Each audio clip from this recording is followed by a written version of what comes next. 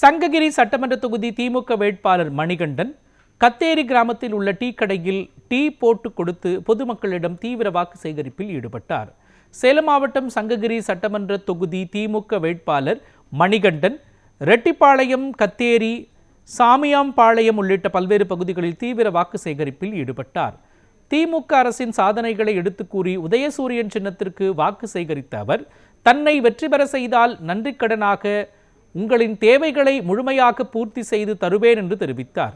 வாக்கு சேகரிப்பின் போது கொங்கு நாட்டு மக்கள் தேசிய கட்சியின் மாவட்ட செயலாளர் ராஜ்குமார், திமுக மாவட்ட துணை செயலாளர் சுந்தரம், ஒன்றிய செயலாளர் சுப்பிரமணியம், தேமுதிக அன்புமணி, தங்கமணி உள்ளிட்ட கூட்டணி கட்சி நிர்வாகிகள் பலரும் உடனிருந்தனர்.